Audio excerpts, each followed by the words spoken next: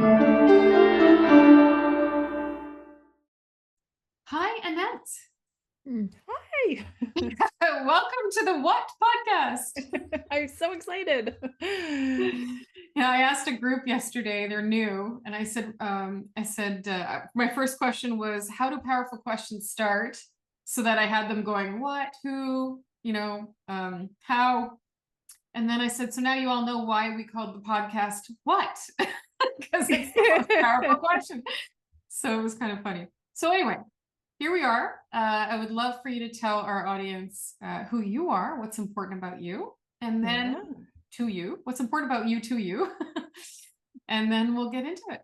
Yeah, no, I'm very excited. I guess this is some semi debut for podcasting. So I'm always engaged in all of our conversations, and I'm so grateful to be on here. But yeah, I'm Anette Lan. I'm the founder of Ensō Mindset, leadership and executive coach, and was so grateful to be coached and taught by you. My background of HR professional for 8+ years, and an avid athlete, sailor, swimmer, all those other fun things in there. But right now, my big mission is that I really want to redefine leadership, and really that it's not in just a title, but that there's a leader in all of us. And I've had you were so gracious to be my beta reader for my book coming up, and Mhm. I know there's lots more edits to go on it in becoming an author, and that's one of my big things for this year. Yeah, well, it's just such a great project, and I feel so lucky to read your book.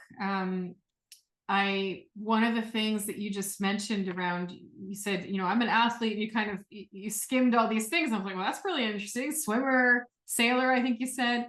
And what I remember about your book in the first chapters was your little coin on leadership. Would you want to talk about that, the leader and the ship in leadership? Oh, actually, that might be something that I brought up otherwise, but um, what I write in the book is a lot about um, the metaphor of the tree, but I'm a big sucker for metaphors across the board. So in sailing, there are so many metaphors that you can use in sailing, and from the wind to how you adjust the sails to everything about it. And so really, like, leadership has so many different facets. I believe that there is a leader in all of us, and how we navigate our world and how we show up. So it kind of took me, because I'm like, I'm not sure if I really wrote that, but Well, yeah. there's the part where it's only like a couple of sentences, right? Like, but it's just this, in the word leadership is the word ship. And you kind of make a reference to something like that. And I just thought it was really neat. And I remembered going, thinking about the metaphor. But yeah, your book is mostly about the tree and the growth and Mm, leadership in the sense of, I remember a lot about the roots where, what we are, to me, that means values. That means, the mission part of leadership, the essence of. So what do you want people to learn from your book? well, where it really started on, I really saw it as like where the seed begins. And the seed is your DNA of your unique experiences that make you you. My upbringing is very unique in a mixed race. My mother's Japanese, my father's North American or Welsh Canadian. I grew up in a really small town, and I was faced with adversity all growing up. My mom was the only Japanese in the town, and in a very Christian town, all of my friends being farmers and Dutch, um, never really saw the real difference. And I never fully embraced my Japanese cultural background until I really got older and later. And I could see my mom wore it with such proud. She was very proud of her culture. And when I got a little bit older, I came to really respect that. and then really dive into then understand. And then as I grew up and grew older, I was like, I do have a really unique story. And many other people do have a very unique story. And sometimes we hide it. And I really started to see, I'm like, no, that's really what makes you you. Really embrace that rather than trying to hide it. And we need more people with those unique voices and perspectives. So as I write about the seed, it's like that unique experience that you have, no matter what it is what draws your original authentic energy that you should let shine. And when you allow the first root of curiosity to break free from that seed and allow it to grow, that's when you really start to let yourself shine in who you are. And it was you in one of our classes that had said, what was that, a Harvard study that talked about the one emotion that actually gives the best energy or the highest energy. And you had said it's authenticity. Mm. And so curiosity is that first root that breaks out of the seed. And when we grow our roots deep, whether it be any value, any skill, what you can extend out is only as deep as the roots are deep. And just as a tree, you can't extend a branch out further than what your roots are. Hmm. Oh, interesting. I really love that, you said when the root grows from the seed, branching out. So that curiosity is what allows you to branch out. And what I noticed in your story, what I found most compelling and most interesting was the parts about your youth and what shaped you as a youth. When you talked about, I think you talked about going to university and feeling, like first time away from home and after being an athlete. And I think you even mentioned gaining some weight and dealing with that stuff of like, just navigating adult life. But you also talked about your mom getting you to go to, I think it was Japan to teach English, was it? Yeah, yeah. Yeah. Yeah. My first year university, I worked so hard. I graduated from my high school, female athlete of the year, came out with scholarships, was like the top of the world going into university, and went into university with scholarships. And I made the varsity volleyball team my first year university, and I was just so pumped. I was like, I made it. Here I go. I went to sport management thinking I wanted to like go work for the big leagues, and wasn't really prepared for that culture shock going into university. And I happened to that team that I made was very toxic, Mm. and it just killed me. Like my first year, like I never quit anything in my life. And in my first year university, after 4 months, I quit the volleyball team. Mm. And for me, I was like devastated. I'm like, I can't even make it in university away from home. I remember just being so extremely down and low in not really feeling like out of my own element. And my mom really recognized that too. And she was like, okay, well, maybe we just need a refresh here. And I had never left Canada, never flew on a plane. She was like, I need you to go to Japan. Like, why don't you Mm. go in your university summer, go live with your aunt in Japan, go experience Japan. And it was the smartest thing for me have to have done. And being in this unique scenario, my mom had applied for us to have Japanese passports at the time of birth. So I actually had a Japanese name, Fun. which because they won't take foreign names, and she had signed up for it when we were little. So it was kind of a like came out of myself, went to go be someone else. What was the Um, Japanese name? Yamaya Lun. So my Okay. middle name is Lun, Okay. which means orchid. Okay. And Oh, beautiful. Yamaya is the family name, and that actually means mountain valley. Mm. And so it kind of like took on a new identity. Went to Japan, taught English there for 4 months, explored met my huge Japanese family, which I had never met before, Oh, wow.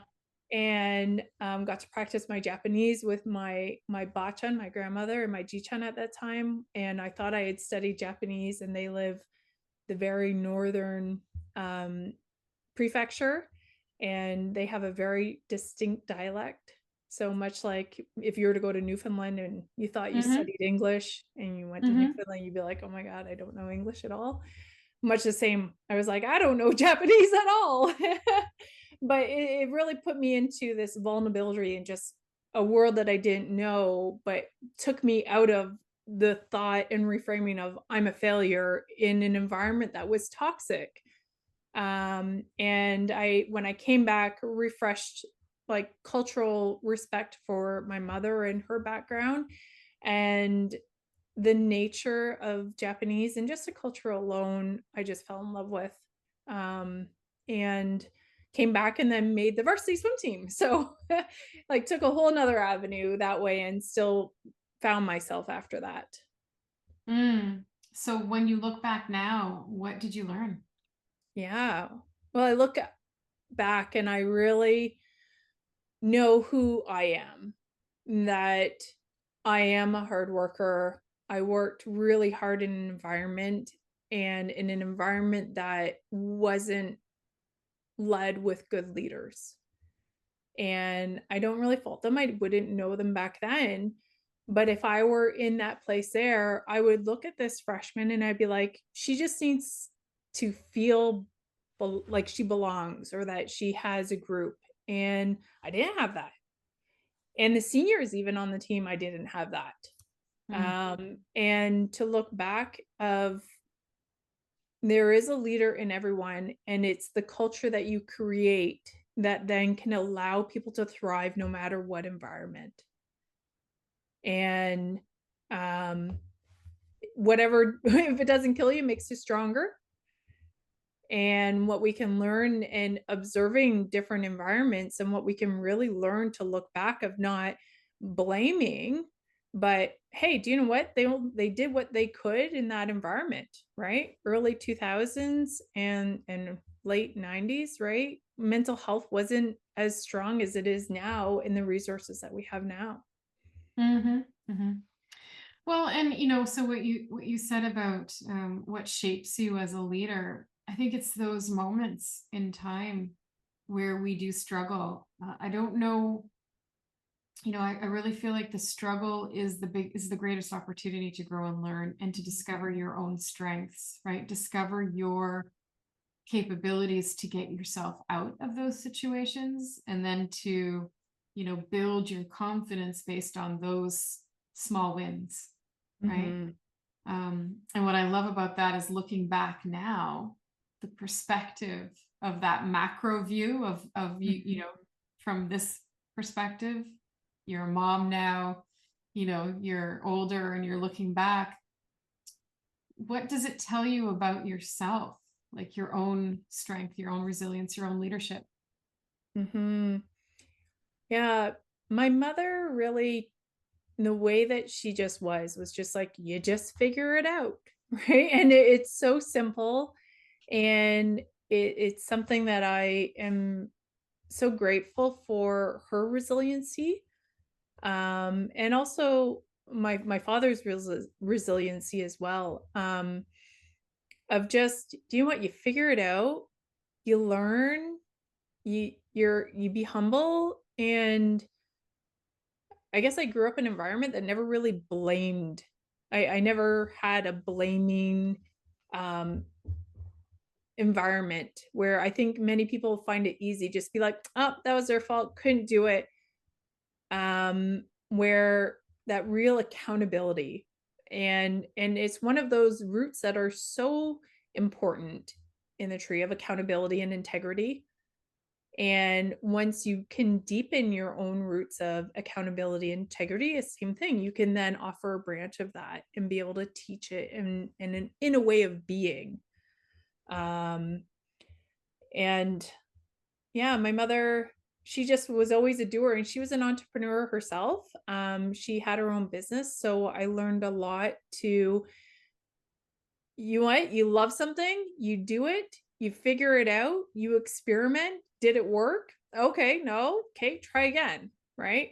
And if that didn't work, okay, try again. Learn from it, try again. And that mindset of just you never give up. Mm-hmm. Mm-hmm. Wow. And what was your mother's business? She was a dressmaker, and so she had a my maiden name is Partridge. So she had a store named Partridge in a Pear Tree. Well, it was Pear Tree, sorry, but the picture of it was a partridge in a pear tree. Oh, cool. Fun. Yeah. Yeah. So she made all sorts of clothes, and she still did, and yeah, she still works to this day. Oh, wow. She'll say that she'll work until her hands can't move anymore. Oh, that's passion for sure. Yeah, and work ethic is the same thing of like when you enjoy what you do, it doesn't feel like work. You know, you're the second And person who said that today to me. The word work doesn't fit for them because they love what they do so much. mhm. I felt that way forever. Well, not forever, but for most of my career, especially as a coach. We have to come up with another word. I know it's just do, right? You just do. And like we had a great conversation in our last class on Saturday, and I really enjoy that of like if it is your passion, you'll just do and you'll figure it out until you do find success and Mm. experiment and be curious and hey, did that work, and collaborate and all those connections that you find to be able to say, "Hey, what'd you do?" I think that's the most valuable is when we can find those connections with people who are so authentic and really do want to help. And a great example today, I'm trying to find an editor, and I actually realized that I'm actually going to go down the path of having a collaborator or a ghostwriter. Um, Mm. I have all these ideas to write, but I'm not a writer. And someone put it to me of like, think of yourself as like an architect doesn't build the building. Mm. An architect will find a builder to put brick by brick. And when I wrote, and even you reading, I'm like, when I went through the first manuscript, I was like, oh, it's just missing so much that I have in my head, but I don't know how to get it out there into this book. And it's the stories that give it the depth. And I wrote the framework, but not the depth of the story. Well, many people use writers. I was listening to Gary Vee talk today because you know how much I love him. I was listening to him talk about how he's never actually written a word of any of the books that he's done. It's people who on his team take parts of his interviews. They interview him. He talks a lot. He's a really good talker. And then they put it together in chapters of the book, right? Mhm. It's his ideas and it's his language, but he's not the one actually writing. I think it's a super skill to write in the way that people, want to read. And you're right. Like I really feel that's a good point. We're not good at everything, right? Mhm. Although I find you're actually a very good writer. I think I really enjoy your writing. I think, Oh, yeah, I really, so far with the book, I haven't read all of the 150 pages yet, but what I've read so far, I really enjoyed your writing style. oh, thank you. And I really appreciate that too. It's been a journey. I think when I look back, I've always been a nerd who loved sports and thought that sports was my path because it was easy and I could do it. And I think coming from a small town, we have so much of what we think we should do. And I think my mom, looking back, of like, I'm the only Japanese, I just want you to fit in. And I was a weird kid. I loved reading, I loved the weirdest books, and I loved going down these paths. And I think my dad was also like, he was a bit of the odd kid. So I was like, I just don't want her to be the odd kid. I have an older sister, and she was just so perfect. She was a gymnast, she was cute. And then I was the tall, awkward, lanky, and weird. And it wasn't until I was like later and I'm like, do you know what? I have all these ideas and so much good things to go. And it wasn't really, to be honest, like going through to be a coach that I turned myself inside out. And then I was like, I'm going to embrace my weirdness and all those thoughts that are there and put it all out there and start doing something with it because I was doing everything that I should and climbing the ladder. And it's when I hit the ladder, which I thought I was supposed to be there. And then I was like, this doesn't feel that great. And now on this path here, I'm like, this feels good. Yeah, well, the shoulds are an interesting part of how we feel pressure to be something we're not. But you said something interesting. You said that the something about the program helped you to turn inward or like reframe that part of yourself. What Mhm. can you say about discovering coaching, like your journey to coaching and what you've kind of what that has been like for you in the program? Mhm. I always felt I had a calling for coaching. My uncle and my dad, they're teachers. My dad was a college prof. My uncle was a principal, Mm-hmm. and I coached. So I always was like, I'm going to be a coach or a teacher. Either way, I love being able to see and help people reach their highest potential and thought I would be in sport. And then when I got into HR, same thing. Human resources. I really want to help people become the greatest that they could be. Um, when I was in HR, then I really saw, wait a second, I'm doing this for the benefit of the organization, not so much the actual individual. And it was then terminating people where I felt you are a great and very smart person and you have so much potential, and wanting to make sure like they didn't see this termination as like the end of something. And so going to coaching, I then knew my calling and I really researched different coaching organizations and which one. I had talked with some people who I know have established coaching businesses, and your program really did well. Their onboarding did really well in getting there as well. So um the first couple weeks being in that coaching, it wasn't what I thought it would be of like, here's what a coach is, here's what you learn, and how the program really makes you go inward. And you cannot hold space for someone else because you're going to deal with all their different stories, all their different experiences, and you are going to get triggered. And you have to have that emotional intelligence to be able to hear someone else's story and completely remove yourself from it. And all that practicing is so important because I would get triggered with so many other stories and I'd be like, oh my goodness, I wasn't expecting this. So it really makes you, what I want to say is like deal with your own shadows and Mm. and your own shadow work in a way so that you're not triggered when someone else has a story similar to that.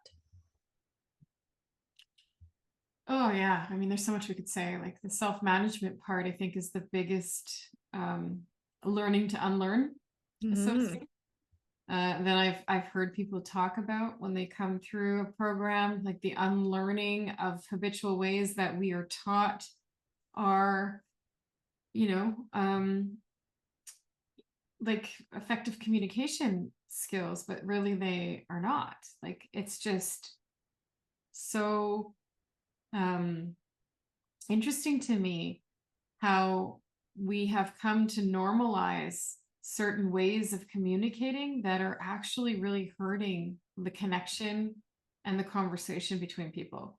And coaching to me is it's a linguistic tool that allows us to open up the dialogue for connection, and it begins with self-management. Like, Mhm. and that's really cool that you experienced that. And I love that the program, for me, what I love the most about it is the opportunity for the person who's taking the program to do the work as they go on Mhm. themselves. So when we say the first life to change is yours, is because it really is like you're doing the work on you before you partner with another person to do it. And then you're also being coached throughout the program, which is another way of supporting you to do that work. And I think that's the most brilliant part, not because I thought of it, it just emerged, but like, these things, like, I know they just, you start to notice things and opportunities show themselves, and we pay attention to feedback so much. We really got good at applying a lot of that feedback to create an experience that people really remember. It's a special experience. So I love that. And here you are with like chapters of a book complete. How are you? Do you have like your first draft? I know you said you may work with a ghostwriter, but do you have a first draft? Well, that first manuscript is the first draft. So now The I'm one on the 150 second one. pages. Okay. Yeah, that is the first full draft. So now I'm in the next phase.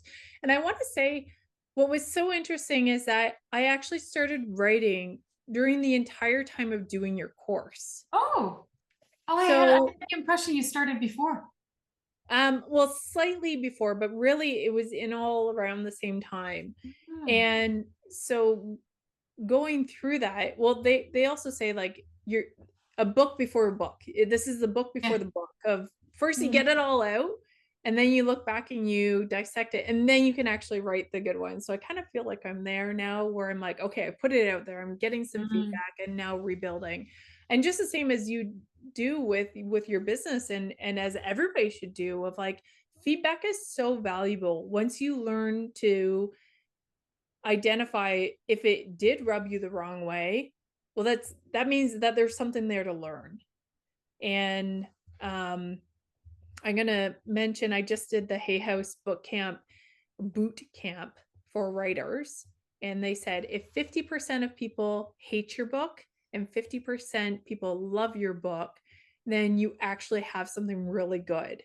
That's because Mhm. one, it's triggering something in people, and if the 50% who do love it can convince the other person, that means there's something there for them to learn and grow from. Oh, And I those absolutely emotions, believe it. right? Yeah. Emotions, whatever emotions are going to show up, that's a trigger. That's telling you something is there for you to learn and turn into wisdom. Well, Priya Parker says the same. She wrote the book The Art of Gathering, and she said one of the main things about creating spaces where people want to gather is to have a very clear and distinct purpose. But she also said something disputable, something Mm. where it's not just like this is, like it's not just about inspiring, people to move towards something, but also to challenge it and to come in with, this idea of like, because I think when we challenge ideas, we're really just challenging ourselves to think deeper, to get more connected to our values and our beliefs. And so, and what Gary Vaynerchuk says is like, bad marketing also sells. And what's wrong with that, right? So the scandals also sell. Like bad press is also something that people pay attention to, and it gets conversations started. And I just Mhm. think that's super interesting. Yeah. Yeah. And what I was fueled by in writing the entire book was mm, being in organizations and seeing that there's so much opportunity for the highest of leaders, the CEOs and executives to further grow because I don't want to say bad leadership, but there are skills in leadership that they may not have had that then have suppressed people who are actually phenomenal leaders, but they think, oh, that's the CEO, that's the owner, whatever. I can't do that. I don't have a place or a space here. And I actually want to challenge that. I want to be like, yeah, you do. You have influence, right? Have the strength and power and curiosity to say, like, what can I do differently in the skills that I do have to then challenge leadership to then up their skills? And I could see these trees, these leadership trees where they've outgrown their pot. And it's either on leadership then to give them a new pot where they can continue to grow, or to the person, to the tree, to say, do you know what? Go find another place that has a pot big enough for you to continue growing. And if you feel like your leadership or your growth has stagnated, to not be okay with that you can keep growing your own roots despite a small pot. And break free, break that little crack. Have you ever seen Yeah. weeds? Oh my goodness, like weeds, they will break through whatever they can if they really want to. Yeah. Well, can you share a little bit about the Japanese mindset that you've brought into the book? That you called it the Enso. Could you share with us like what inspired you? What does it mean to you? And maybe a little bit of the background that led you to this particular topic? Yeah. Yeah. So my grandfather is my Japanese grandfather, my Dichan. He was a calligrapher. And in his small little town, he hand painted all these beautiful signs. And I actually put it in right behind me is my um, calligraphy painting my Dichan wrote at birth. So it has my name. On my signatures on my website, I took a digital copy of the imprint that he wrote at my time of birth and made into my signature. Um, Oh, so that's Lan, means orchid. So yeah. Enso is a Zen philosophy of where there's no beginning or no end, and it's impermanence and imperfection. And to paint an Enso circle is incredibly hard. And the pursuit of just calligraphy and refining that art is an ongoing process. And much the same as our own growth is an ongoing process and it never stops. And the Japanese mindset of impermanence and imperfection and kaizen of like just small little steps to keep growing. And what my mother also taught me of, you just keep trying to figure it out. Mm-hmm. And it just never ends. There's no beginning or no end. But sometimes we will create a nice complete circle, and that's when a lesson is fully learned and when the wisdom is now made in a certain Oh, area. I love that. And so the Ensō mindset was really inspired on what I could really say of like what my mom and what my ancestors and what I learned of just of a way of being. And that is that you just get curious and have the courage to take little steps to learn something new and do something different and know that you can make a change if you just keep on trying. Mm. And then I had a little revelation of Enso, and I started to realize in coaching conversations when people would say, and so, and they go on talking. Yeah, yeah, I love it. And so I started to realize that it was a moment when clients would be connecting all the ideas that they explored and connected them all and came to a moment of insight or realization and took them into inspired action or change. And I really started to be like, well, it's funny. And so sounds Yeah, so familiar. yeah. And so I started to create it all. And throughout the book, I have those and so moments. I love that. It was brilliant. I really love that. And then the Enso moment, I also then, Simon Sinek talks about finding your why. The Enso moment is actually when you have found that when that inner alignment and the outer external alignment have then found some harmony together. Mm. And so there was one time we were talking and I was like, something about the circle. And I was doing this with my husband. We were talking and I was like, you know, when you rub your finger around a wine glass and when you Yeah, get it just right, what does it do? it whistles. It starts to hum. There's a hum, yeah. It Yeah. starts to hum. And when it starts to hum, that means that you've found the right momentum to get that little bit of harmony. And then I further took it one step further of then the Enso moment is when you've then found the harmony of aligning your why.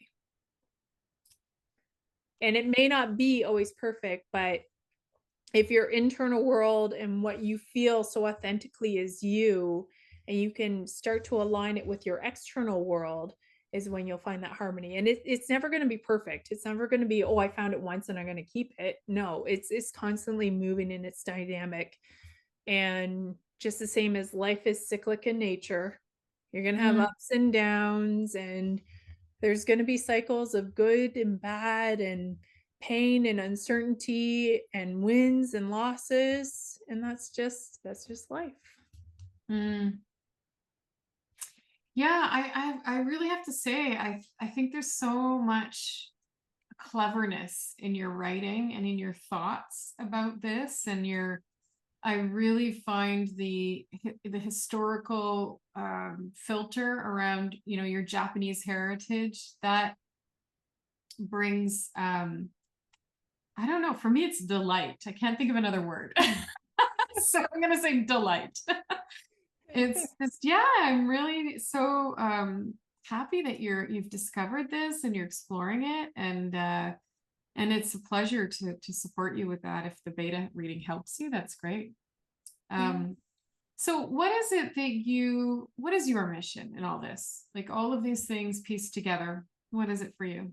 Yeah. What is my mission? My mission really is that I really want to be able to help people align their why and find their inner core, what their seed, their DNA that brings them that authentic energy, and have them realize that they are a leader of themselves first. And when you are a leader of yourself first, then you can influence and have power, in aligning those values with what's so important with you, to find where your external world matches your internal world, and to take those courageous steps that drive real impact and make change. Because I think we need more people realizing that there is a leader in them, and if they get curious and they take little courageous steps, that they can drive the smallest bit of change, and that compounds over time. And what does leadership mean to you? Because when you say leader, I think immediately leading teams, leading projects, leading companies. What does it mean to you when you say everyone has a leader in them? I think that whether you're leading just yourself or a small team or your friends or your family, Mm, when you go back to the definition of leadership, it's, are you influencing someone else to drive some sort of change and grow? mm. Oh, I love that. I'll have to go back and go, but I I love diving into words and then finding the etymology of a word and knowing its original meanings, because Mm, society has then changed it. And in the industrial, I think it's Gary Vee talks about, like, we're living in this old set of rules of the industrial revolution, and and in this new world. So why don't we just start exploring, like, what do some of these words, what did they mean from the very beginning? And where did it kind of go funny? And can we go back to that of really understanding like, as you say, the language around it? hmm it is really interesting because I do feel that language shapes us. Like it's a code for what we believe, what we want to, communicate, our impact. Uh, it really does shape how we see the world, right? Mhm. Language frames perspective as well, which is, I think perspective is the greatest tool we have as humans. Is It's the one we can affect the most, and the one that is affected the most through coaching. When we Mhm. ask the good questions that shift people or open windows or doors that they never saw before, through the question. I Yeah, it's really interesting to think about that, and that, that being part of your book, exploring language and it's, the evolution of and all that. It's a So really interesting point. I just on I sorry, one interesting thing, I think you'll really find this interesting too. My mom that had said do you want, I really want to read your book, but there's one thing about English. She goes, I really wish that I took more time to learn English and understand it better. And I found this quite fascinating. And I was like, tell me more about that. She said, well, when I read Japanese, and she was born and raised in Japan, she's like, I can feel and see the words. And Mm. one fun thing that we do is I dive into these Japanese words and I'm like, Mom, let's break it down. She gets her really thick kanji book from like 1970 and she flips through and we'll look and we'll break it all down. And when I think of kanji, kanji is broken down into characters and symbols that are then all put together and they all have such such meaning to it. So when I hear that from, she's like, I really struggle because when I read English, I don't see or feel the words the way that I do with reading Japanese. And Mm. when I went into writing, I was like, I really want people to feel what I mean by the tree. And when we can then feel them, it kind of like sticks with us, right? And what feelings that we have with words and understanding them. And my mad scientist brain, I'm like so curious and I dive into understanding it further. Yeah, that's so interesting. So I'm just thinking about French, and I'm realizing that there's a lot of words in French that we need more words to capture in English. You know, like there's one word in French that we need more words to describe in English. There's not one word that would have the same meaning or the same impact. And I wonder if there's some similarity there, although I don't know. But and I suppose metaphors do that. I noticed there was a lot of metaphor in your writing, and it's it's true that I feel like what we learn in coaching, the metaphors are the representation of our worldview. We don't realize that metaphors are actually something that are often subconscious and Mm, have so much meaning in them for the individual, which is why coaches explore metaphor. Um, Whereas old thinking on metaphors was that metaphors were used strategically, but actually they're much more subconscious and creative than that. And I think that that's really. I also feel like when we use metaphors, I see when we use metaphors, people connect mhm, through the metaphor because the imagery is powerful, right? mm, Like you said, it's kind of it's visceral. You feel it, mhm. you sense it, and you know all that. So It's almost like creating it in my brain. I can see it as like movies, right? Like you can create these full visuals that make it real. And I was a very visual thinker always. Same with sports. I think that's why I did well, is mm, because I could visualize someone else doing it and I could replicate it so easily. oh And wow, yeah. that visual thinking of being able to visualize it, and I could go into talk of quantum because that's my dad's brain of that's like, but I won't. But that visual side to be able to see and then articulate, I couldn't do that in teaching leadership. And to bring it back to talking about leadership, I would read all of these books and there was like a skill here and a skill there and a skill here, but there was nothing to bring it all together in a cohesive framework that I could visualize and then be able to go, okay, values are the roots. So work on the roots. And when you work on the roots, then you can extend out further. And that's when you know that you have a competency in something, is because your root is deep enough to be able to extend it out. Mm, And then when I could visualize emotions and scenarios like the weather, then I could remove myself from feeling those emotions and be able to observe them and understand them.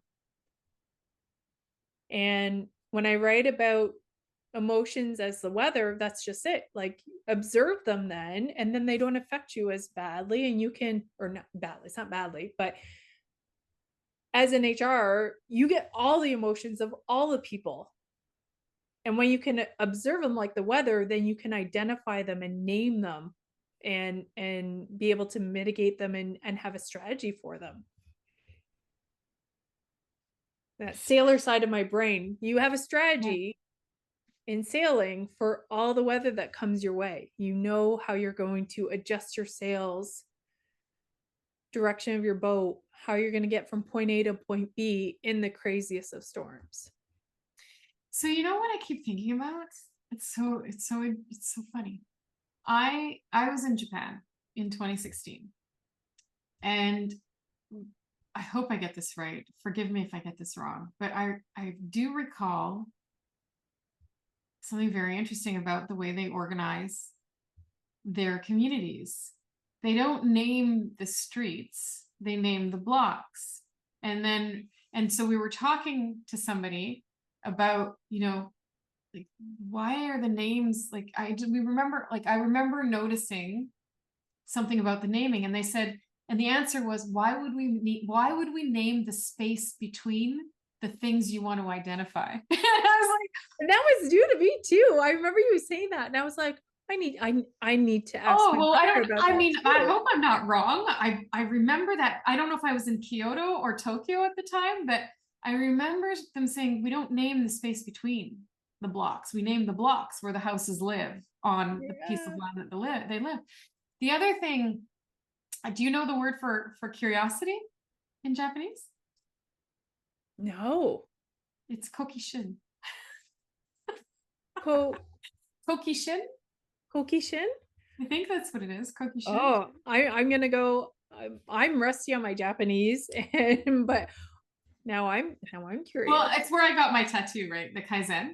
Oh, Uh, yeah, Kaizen, yep. yeah, which is what to me symbolized that my pursuit of continuous growth and Yeah, incremental change. That's what it yeah. meant. Hmm. I love Kaizen, and its characters are just that, of like small changes, small steps to make changes, right? And so yeah, Yeah. improvement. No, And it's it's our Western world that really shifts it too. And I mean, when I went in this and I was like, do you know what? All these Japanese terms are coming, people, they're getting so popular. And I would bring them to my mom, and my mom would just be like, shake her head, right? And I'd be like, Mom, I want to show you what the shift and change. And she was like, and she made me really advocate for, they're not concepts. And it's so right, because they're just ways of being, yeah, right? When you, yeah, if I were to ask my mom about ikigai, right, she'd be yeah. like It's Japanese don't say we practice ikigai. yeah. It's just a way of being. But someone from the Western world then was like, hey, they're concepts. And that they're not concepts, they're ways of being, and just being respectful that I wrote a post. I was like, we wouldn't say that concept of Canadians saying sorry, right? No, it's a way of being. We say sorry because it's just a way and we're polite, but it's not a concept. A concept is an abstract way of thinking. Well, it's outside of yourself, it seems, when you say Hmm. concept, when being is doing and living and breathing and you're responding. But when I talked about the space between because I realized I didn't tie it back to what you were saying about the weather. Oh, Because it's that idea that it sounds so practical in a way that of course you would name the emotion and have a strategy for it to see it coming. Is as practical as naming the block and not the space between. you know totally. it's this very, and I remember being on like public transport in Japan, and I was, first of all, when you go up, well, I don't know about now, I'm just going to talk about 2016. When I went up an escalator in 2016, everybody going up is on the right, everybody going down is on the left, and it's this like sorry, like not an escalator but a stairway. There's also this like there's order in everything, and it's unspoken order on the public transport, everybody just knows how to move and shift, and there's like lanes that you don't see, but you know they're there. It's so interesting. Yeah. And the same thing with shoes and just exactly, it's just a way of being, of respect to maintain flow that just happens Mm, so naturally, or mm, to respect. And it is a fascinating culture. And I think my mother did such a fabulous job being in such a small town and um, really upholding her own values and culture to teach in a space where we didn't have the food, but she found ways to get us the food. We didn't have culture around us, but yet she would teach Japanese tea ceremony at the museum. We didn't have these, but she would find ways to yeah. teach us all those different things. She drove us to 2 hours to do Japanese language school when we were um younger, just so we could hear it Wow. and understand it. So Oh, super appreciative of what you do as a mom to make sure that they get that doesn't exist in their actual environment. yeah, that's just what a gift for you and Yeah. your family. Are you uh do you have a chance to pass that on to your son, your children? Yeah, so we gave my son a Japanese middle name. Okay. And so all of my nieces all have Japanese middle names just the same. Oh, nice. My son was made in Japan. Ah! I love it. You should get him a tattoo made in Made in Japan. Japan. I swear my mother manifested him when we went for a wedding. Oh, Um, so we kind of say that to him, but we're like, not many people, anyways. But so yeah, and we were very fortunate. He had a friend. They were living here. They're from Japan, living here. He worked for Kubota. So his best friend, Kento, same age as him, and they moved back to Japan. So they send birthday messages back and forth. And nice. so he knows of Japan a lot. And he loves his bachan very, very much. So Mm. it is. We're trying to teach him as much as we can so that when he gets older, we'll maybe do an exchange or something, exchange of children. That sounds funny. That's When he was in high school, hopefully maybe he'll want to be able to go do that sort of thing, because I think that cultural understanding is so important. Yeah. So what do you think, if we go back to your, uh, like, I know you're working right now as an HR professional. What do you see for your future in terms of your profession? Yeah. Well, I'm very fortunate that my work and actually my boss, she just bought tickets for Mel Robbins, who's coming to Toronto. Oh, It was my oh, fun. boss that was like, I appreciate everything that you're doing. And she was like, let's go together. So it's me and her going Oh, to fun. this I'm going together. to see Sarah Blakely. Did I tell you that? I know that Oh sounds, yeah, I'm so yeah. excited. I'm going with my sister. Yeah, so I'm very fortunate to have this environment that they Hmm. knew I was embarking on building my own business, building my own brand, and then the goal is to then scale. So with the book coming out, and I'm building these leadership workshops for the team to be able to beta test and grow their own leadership skills. Mm. And then for me to then put my wings out and fly and be able to take this on full time for myself.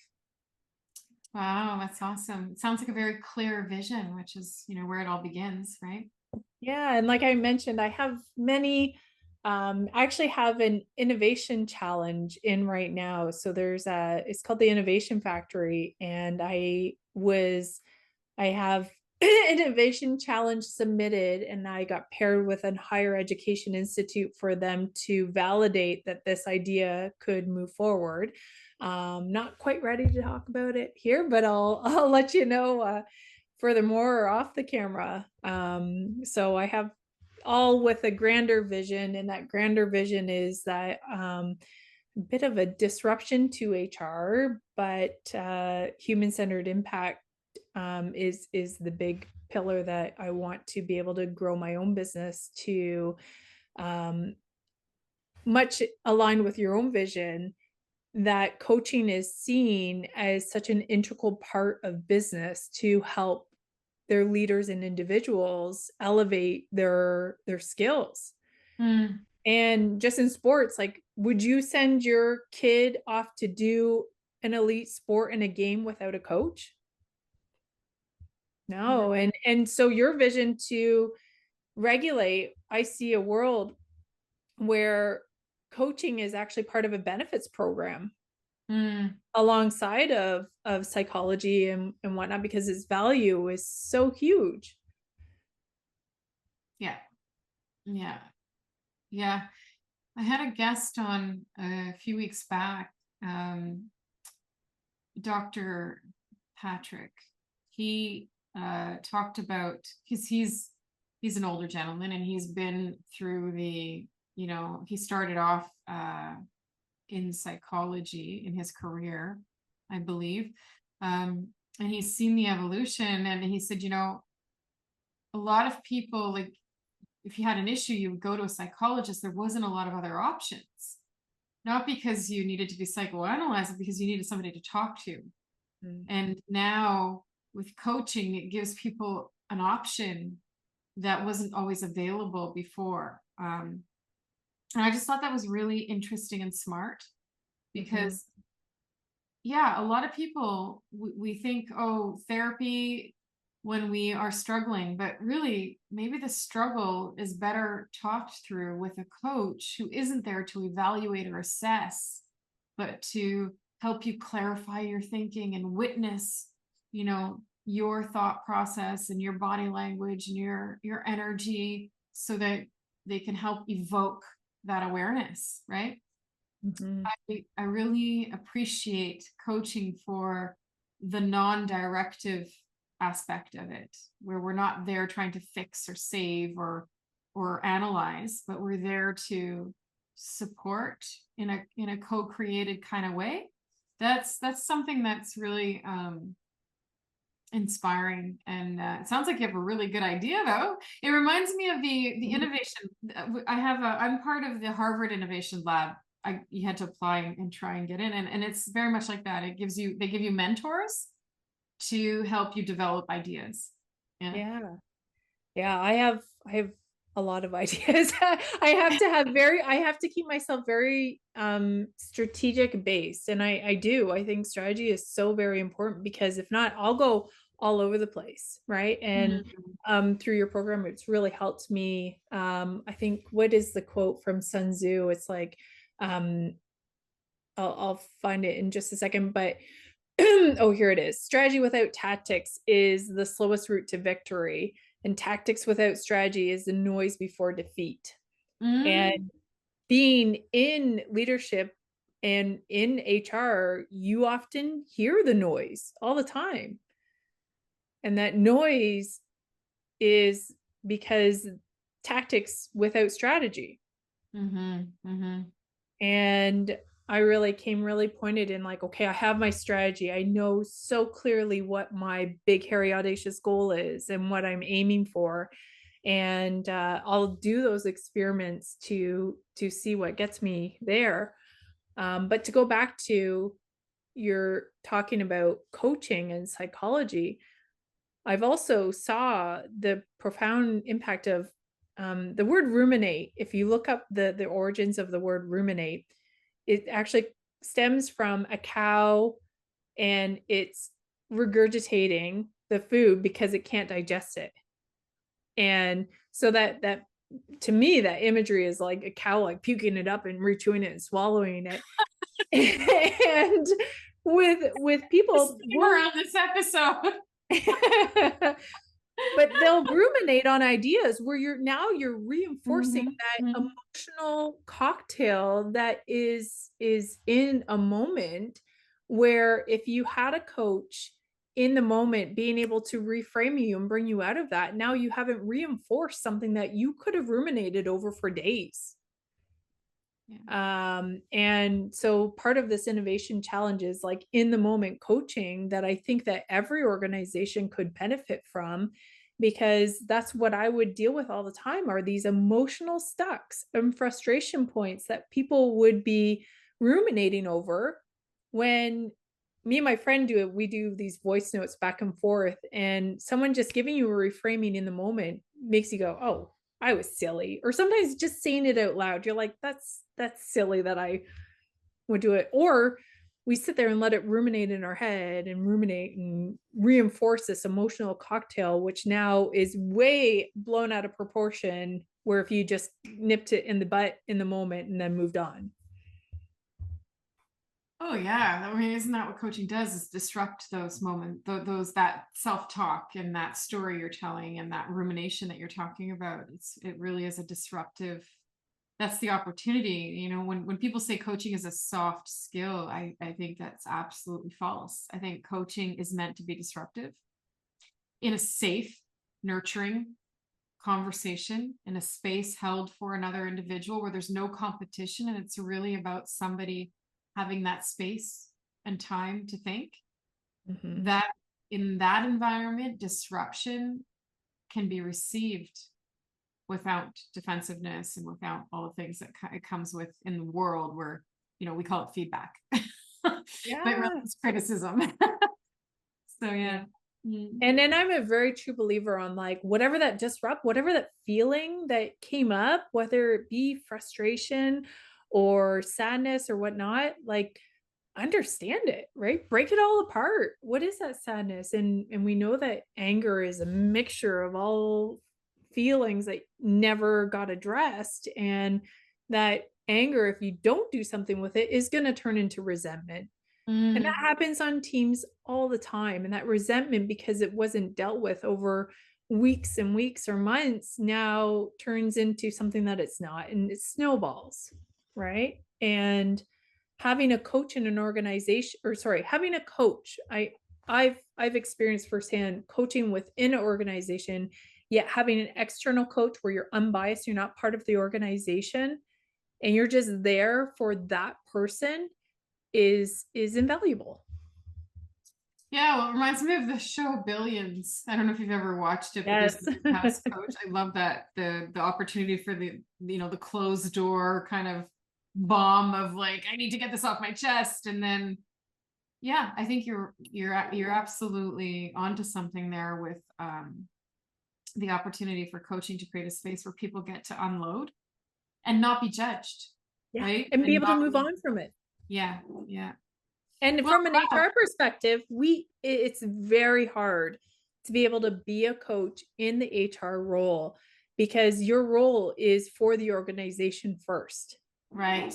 Yeah, that's a conflicting role. It Yeah. is. And I want to be the external, like I want to help you find what's going to align you. And if you decide maybe, do you know what, maybe this role isn't for me, you're actually doing the organization a favor by identifying that there's not alignment and finding your empowerment to go find another role. How would corporate cultures be so transformed with having a coach on retainer for anytime someone needs an hour to Mhm. unleash, unwind, talk through, brainstorm, whatever it might be, that isn't going to, they're not going to feel like it's going to be a detriment to their role, to their people. It won't have an impact on their job security. Like, take away all those things that we fear with an external coach on retainer who isn't tied to the organization and who truly takes a coach approach. I'm talking about the non-directive, not somebody who's going to be guiding and advising, but somebody who's really there to coach. That Mhm. I think is a brilliant model for any healthy organization. 100%. And my biggest question would be like, does alignment for you and having your employees aligned to your vision and your goal, what does that mean for you? And I challenge any, I guarantee no leader is going to be like, Yeah, that's not important. 100%. Because when your employees are aligned, they will give your everything to you. They will love what you do. They will be able to see your vision because they feel it too. But when you don't have alignment, that's when they're not motivated to do the work. That's when procrastination, that's how burnout happens. And yeah, it's so powerful to be able to see when you have trained coaches who know how to hold space and truly know what that is. And so I'm a full advocate for you of like, go get that. Certified coaches is a big thing because it is. It's a very powerful skill that takes some real time to master because it's emotional space that you hold for someone else. Well, yeah, and that's why we don't offer weekend intensive courses. It's really because it is something that takes time to learn, first to unlearn, then to learn, then to Mhm. apply, then to be mentored. Because we are creatures of habit. It's hard to break those habits. So Mhm. this idea of just a shift in language is easier said than done because we have such habitual ways of communicating. But I'm noticing the time. Yes. That is like I could talk forever, but we have, I actually have a class to teach. So I I do have a need to son to go pick up. go. You have a son. We have lives. Well, that's when you know the conversation is good when we're like, "Oh, look, it's dark outside now." I know we saw the sun go down. That's so cool. Mhm. But thank you so much for taking the time to come on to the What podcast. And I know people, where can people reach you? We'll put it in the show notes as well, but where, if they want to reach you, where can they reach you? Yeah, www.enso with an S, ensomindset.com. You can also Annette with one N, Annette Lan. I'm pretty sure I'm the only Annette Lan out there on LAN, LAN. LAN, yeah. And but yeah, we'll put links out there Yeah. and my book to be coming soon in 2025. So I'm so Yeah. grateful to be able to have this conversation with you and always so engaging, just as all the classes are. Well, I'm just congratulations on all the work you're doing and the investment in yourself. I love that you're taking the time to coach yourself before anyone else. Mhm. I think that's brilliant. And yeah, and you are always welcome on our Yes. podcast. So yeah, we'll stay tuned, and we'll put your contact information in the show notes for anybody who wants to reach out to you. Awesome. Well, thank you, Thanks, Natalie. Annette. And I will see you in your master class. Oh, yeah. For sure.